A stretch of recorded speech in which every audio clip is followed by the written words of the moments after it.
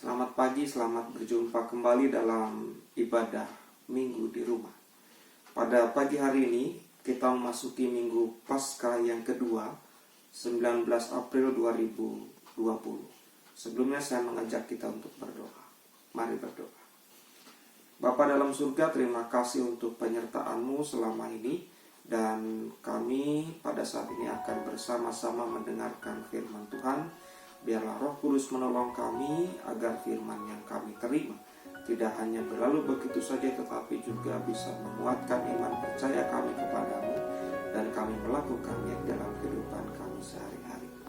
Dalam nama Tuhan Yesus Kristus, hadirlah ya Roh Kudus. Amin. Bapak Ibu saudara-saudara yang mengasihi Tuhan, bahan pembacaan kita pada minggu pagi hari diambil dari Yohanes pasal 20 ayat 19 sampai 23. Dengan tema yang akan kita renungkan yaitu perjumpaan yang mengubah ketakutan menjadi sukacita. Saudara-saudara, ketika hari sudah malam pada hari pertama minggu itu, berkumpullah murid-murid Yesus di suatu tempat dengan pintu-pintu yang terkunci. Menurut kesaksian Alkitab, inilah persekutuan Kristen yang dijalankan dengan hikmat oleh murid-murid. Dan Yesus juga mengakui itu. Mungkin murid-murid berkumpul di sini untuk mengadakan suatu ibadah, untuk berdoa bersama. Bisa jadi juga mereka bertemu untuk mengetahui isi pikiran satu sama lain, bahkan untuk menguatkan hati satu sama lain, dan untuk merencanakan tindakan-tindakan apa yang pantas dilakukan dalam keadaan genting seperti saat itu. Atau mungkin mereka bertemu untuk membandingkan catatan-catatan satu sama lain, untuk mempertimbangkan apakah mereka sudah mempunyai bukti yang cukup mengenai kebangkitan guru mereka. Atau Bapak Ibu saudara-saudara yang Tuhan kasih, untuk membahas apa yang harus dilakukan sekarang. Apakah mereka harus tetap bersama-sama atau mereka harus berpisah? Artinya Bapak Ibu saudara-saudara, pertemuan ini adalah sebuah pertemuan yang sangat penting. Pertemuan ini diadakan secara khusus, secara pribadi, karena mereka tidak berani menampakkan diri di depan umum, terutama secara berkelompok. Mereka bertemu di sebuah rumah, tapi mereka mengunci pintu-pintunya supaya mereka tidak terlihat berkumpul bersama dan supaya tidak ada orang lain yang ikut dalam perkumpulan mereka kecuali orang-orang yang sudah mereka kenal. Bapak Ibu saudara-saudara yang Tuhan kasih, mengapa pintu-pintunya harus dikunci? Firman Tuhan mencatat karena mereka takut kepada orang-orang Yahudi yang bisa saja akan menganiaya murid-murid sebagai penjahat, karena nampaknya mereka percaya pada kebohongan itu yang hendak mereka sebarkan sendiri untuk menipu dunia, bahwa murid-muridnya datang malam-malam dan mencurinya. Saudara-saudara yang Tuhan kasih, dalam situasi rumah yang dikunci pintu-pintunya, para murid berkumpul dipenuhi oleh rasa ketakutan. Dan pada saat itulah Kristus datang ke tengah-tengah mereka. Penampakan Yesus Kristus yang tiba-tiba di tengah-tengah mereka membuat mereka semakin takut. Sebab saat itu hati mereka dipenuhi dengan keraguan akan hilangnya mayat guru mereka, ditambah dengan ketakutan akan keselamatan diri mereka sendiri. Bahkan saking takutnya, mereka menyangka Yesus yang hadir itu adalah hantu. Lukas 24 ayat 36 sampai 37, demikian firman Tuhan. Dan sementara mereka bercakap-cakap tentang hal itu, Yesus tiba-tiba berdiri tengah-tengah mereka dan berkata kepada mereka, "Damai sejahtera bagi kamu." Mereka takut, mereka terkejut dan menyangka bahwa mereka melihat hantu. Mengapa demikian? Karena hanya makhluk haluslah yang bisa menembus pintu yang terkunci tanpa membukanya. Di sini ditemukan fakta bahwa Tuhan Yesus Kristus datang menjumpai mereka meskipun pintu-pintu rumah itu dikunci. Ini sama sekali tidak memperlemah bukti bahwa Yesus mempunyai tubuh manusia yang nyata setelah kebangkitannya.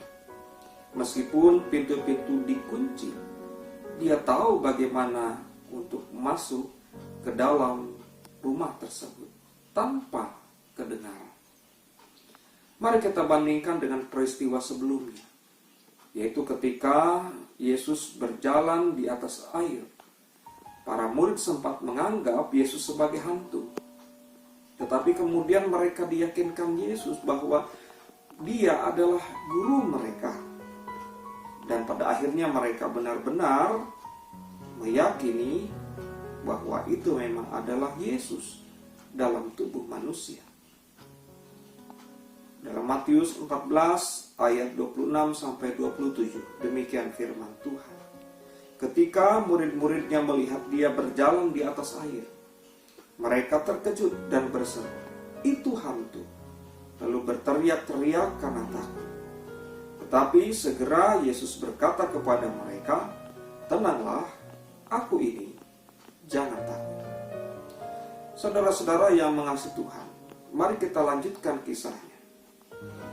Kemudian setelah Yesus datang dan berdiri di tengah-tengah mereka, berkatalah ia, "Damai sejahtera bagi kamu." Salam ini bukan sekedar basa-basi, meskipun biasanya memang digunakan seperti itu dalam pertemuan antara mereka sebagai murid dengan Yesus sebagai gurunya, melainkan sebuah berkat yang hikmatnya luar biasa, yang menganugerahkan kepada mereka semua buah dan hasil yang penuh berkat dari kematian dan kebangkitan Yesus. Ungkapannya sudah biasa, namun maknanya sekarang menjadi sangat khusus. Damai sejahtera bagimu sama artinya dengan segala kebaikan dilimpahkan kepadamu. Bapak Ibu saudara-saudara yang Tuhan kasihi, damai sejahtera bagimu selalu menyertaimu. Sekarang maknanya adalah Kristus meninggalkan damai sejahteranya kepada mereka sebagai warisan. Dalam pasal 14 ayat yang ke-27. Ketakutan mereka ini diredakannya dengan perkataan tersebut. Pada peristiwa kali ini adalah suatu penghiburan bagi para murid Kristus, bahwa ketika mereka mengadakan persekutuan yang hikmat dan pribadi, tidak ada pintu yang dapat menghalangi kehadiran Kristus di tengah-tengah mereka. Saudara-saudara yang mengasihi Tuhan, itulah cara yang digunakan Yesus untuk meyakinkan mereka akan kebenaran kebangkitannya. Mereka sekarang melihatnya hidup, yang oleh orang banyak sudah dilihat mati pada 3 hari sebelumnya. Sekarang Bapak Ibu saudara-saudara, satu-satunya keraguan yang masih ada hanyalah apakah yang mereka lihat itu adalah tubuh pribadi yang sama dengan ketika Yesus mati. Tidak ada bukti lain yang diharapkan selain daripada goresan-goresan atau bekas-bekas luka di tubuh tersebut. Bekas-bekas luka itulah yang ditunjukkan Yesus kepada murid-muridnya untuk meyakinkan mereka. Artinya, mereka tidak hanya diberi kepuasan dengan melihat Yesus dalam wajah yang sama, mendengar suara Yesus berbicara dengan suara yang sama, yang sudah begitu mereka kenal. Dan sesudah berkata demikian, ia menunjukkan tangannya dan lambungnya kepada mereka. Murid-murid itu bersuka cita ketika mereka melihat Tuhan. Saudara-saudara, Bapak Ibu yang Tuhan kasihi, maka kata Yesus lagi kepada mereka, "Damai sejahtera bagi kamu." Ucapan damai sejahtera bagi kamu yang kedua adalah untuk menarik perhatian mereka pada amanat yang akan segera diberikannya kepada mereka. Salam yang sebelumnya adalah untuk menenangkan kegoncangan rasa takut mereka. supaya mereka dapat dengan tenang memperhatikan bukti-bukti kebangkitannya. Sekali lagi, salam kedua ini adalah untuk meredakan kegembiraan mereka supaya mereka dapat dengan sabar mendengar apa yang hendak Yesus katakan selanjutnya kepada mereka. Yesus pun berkata, "Sama seperti Bapa mengutus aku, demikian juga sekarang aku mengutus kamu." Dan sesudah berkata demikian, ia mengembusi mereka dan berkata, "Terimalah Roh Kudus. Jikalau kamu mengampuni dosa orang, dosanya diampuni. Dan jikalau kamu menyatakan dosa orang tetap ada, dosanya tetap ada." Artinya Bapak Ibu Saudara-saudara, dia mengutus mereka dengan wewenang ilahi, diperlengkapi dengan kuasa ilahi, mengutus mereka sebagai duta-duta perjanjian damai dan sebagai para pelopor untuk mengumumkannya. Pengalaman tersebut akan terjadi setelah mereka menerima Roh Kudus. Karena seandainya mereka tidak mempunyai roh luar biasa untuk berhikmat, maka mereka tidak pantas diberi kepercayaan untuk menjalankan wewenang agung seperti itu. Bapak Ibu Saudara-saudara yang Tuhan kasih, kapan dan di mana penampakan ini terjadi? Terjadinya pada hari yang sama ketika dia bangkit. Pada hari pertama minggu itu, hari sesudah Sabat Yahudi, Lukas 24 ayat 33. Hari pertama dalam minggu menurut kalender orang Yahudi adalah hari Minggu dalam kalender kita sekarang. Sebab bagi orang Yahudi, hari terakhir dalam satu minggu adalah hari Sabat. Hari Sabat dirayakan dalam saat sebelum matahari terbenam pada hari Jumat sehingga tibanya malam pada hari Sabtu. Dengan demikian, peristiwa yang besar terjadi pada hari pertama dalam minggu itu. Peristiwa apa? Yang pertama, Yesus bangkit. Yang kedua, Yesus menampakkan diri kepada Maria Magdalena, lalu kepada para muridnya sebagai bukti kebangkitannya. Hanya bedanya, Bapak Ibu Saudara-saudara yang Tuhan kasih, jika kepada Maria Magdalena Yesus menampakkan diri ketika hari masih pagi buta, tetapi kepada para muridnya Yesus menampakkan diri pada malam harinya. Jadi ada selang waktu yang cukup lama antara penampakan yang pertama dan yang kedua. Pada bagian ini, Bapak Ibu Saudara-saudara yang Tuhan kasih, satu orang dari kelompok inti murid Yesus tidak hadir, yaitu Thomas. Tidak disebutkan alasan mengapa Thomas tidak ada bersama dengan mereka, dengan rekan-rekan yang lain sewaktu Yesus menampakkan diri. Thomas baru hadir pada kisah penampakan kedua, Yohanes 20 ayat 24 sampai 29. Penampakan pada bagian kedua terjadi di tempat yang sama dengan penampakan yang pertama, 8 hari sesudahnya. Saudara-saudara yang Tuhan kasih, arti dari perjumpaan yang ditimbulkan oleh penampakan Yesus pada diri murid-muridnya adalah, yang pertama, mereka meyakini bahwa mereka melihat Tuhan, dengan demikian iman mereka diteguhkan. Yang kedua, Bapak Ibu Saudara-saudara, kemudian mereka bersukacita. Apa yang menguatkan iman mereka, membangkitkan sukacita mereka. Karena mereka percaya Yesus benar-benar bangkit, lalu bersukacita.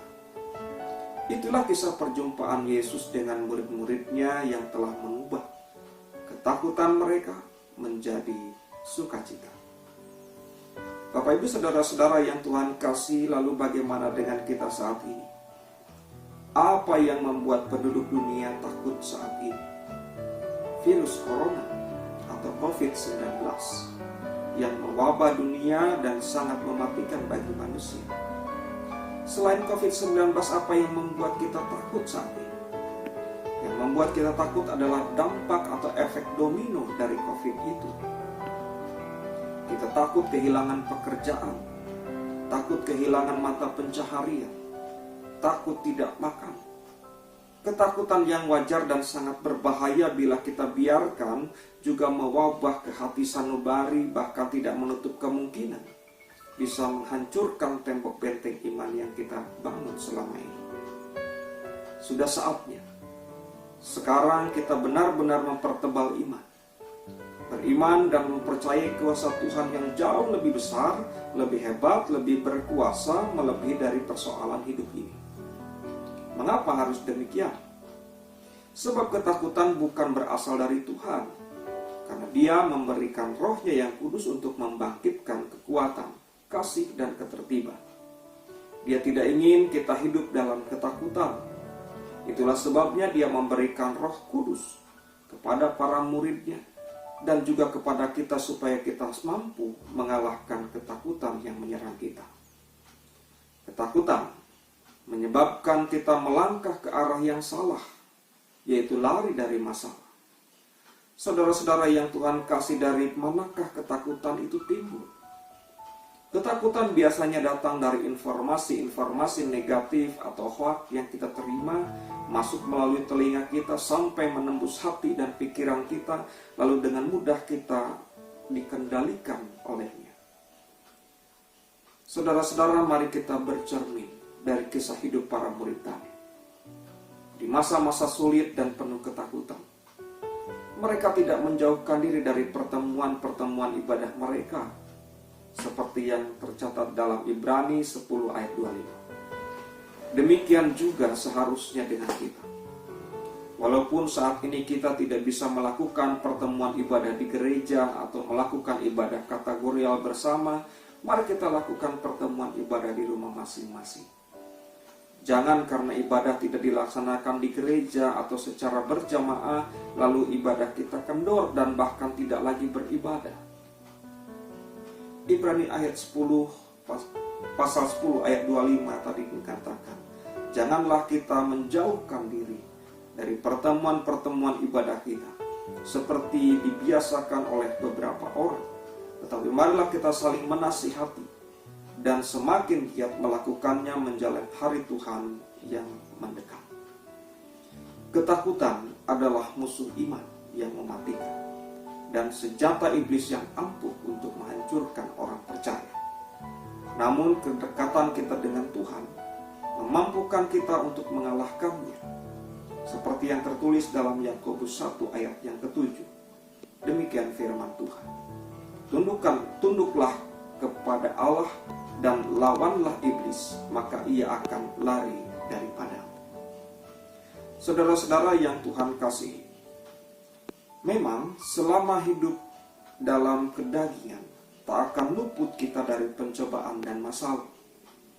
Karena itu kita harus belajar berdiri teguh di atas firman Tuhan dan percaya kepada janji-janjinya. Bukankah iblis dan kuasa mautnya telah dikalahkan Tuhan Yesus melalui kematian dan kebangkitannya? Jadi tidak seharusnya kita terlalu takut dan bahkan kalah. Firman Tuhan berkata, Yesaya 41 ayat 10, janganlah takut, sebab aku menyertai engkau. Janganlah bimbang, sebab aku ini Allahmu. Aku akan meneguhkan, bahkan akan menolong engkau. Aku akan memegang engkau dengan tangan kananku dan membawa kemenangan. Bapak Ibu saudara-saudara yang Tuhan kasih, pada sisi yang lain, yang pertama, kita bisa menjumpai Yesus adalah seorang juru damai. Dia adalah pembawa damai sejahtera yang sejati. Sehingga pada minggu yang kedua setelah Paskah ini, Kristus juga menyapa kita, menyapa bangsa dan dunia ini yang sedang dilanda duka karena virus corona. Kristus menyapa kita, damai sejahtera bagi kamu. Tidak ada kekuatan yang bisa melawan, hanya kuasa Tuhan yang sanggup menghentikan. Matius 8 ayat 26 sampai 27. Ia berkata kepada mereka ketika murid-muridnya saat mereka naik perahu diterjang oleh angin sakal. Yesus berkata, "Mengapa kamu takut, kamu yang kurang percaya?" Lalu bangunlah Yesus menghardik angin dan danau itu, maka danau itu pun menjadi teduh sekali. Dan heranlah orang-orang itu. Lalu katanya, orang apakah dia ini? Sehingga angin dan danau pun taat kepadanya. Jadi jika Tuhan Yesus bersama dengan kita, maka teduhlah hati dan damailah hidup kita ini. Yakinlah semua ini akan berakhir. Tuhan Yesus Kristus akan mengubah duka cita dunia saat ini menjadi sukacita. Kedua, dalam situasi sulit sekarang ini, Kristus hendak mengutus murid-muridnya termasuk kita untuk mengabarkan berita damai tersebut kepada dunia. Katakan dan ingatkan kepada semua orang, jangan panik, badai pasti berlalu. Selamat memasuki pekan yang baru. Kiranya kuasa Tuhan menolong kita dan seisi dunia ini. Amin.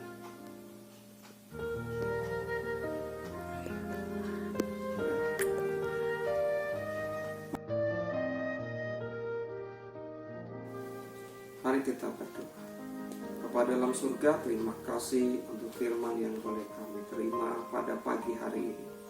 Kami diingatkan supaya kami tidak takut terhadap situasi yang ada, tetapi kami lebih percaya kepada kuasa Tuhan yang akan mengubah kehidupan kami menjadi sukacita. Dalam nama Yesus Kristus kami berdoa. Amin.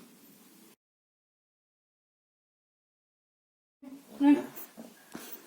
Mari kita terima berkat Tuhan. Kasih, karunia, damai sejahtera dari Allah Bapa, Tuhan kita Yesus Kristus dalam persekutuan Roh Kudus menyertai kehidupan saudara-saudara saat ini dan selama-lamanya. Amin.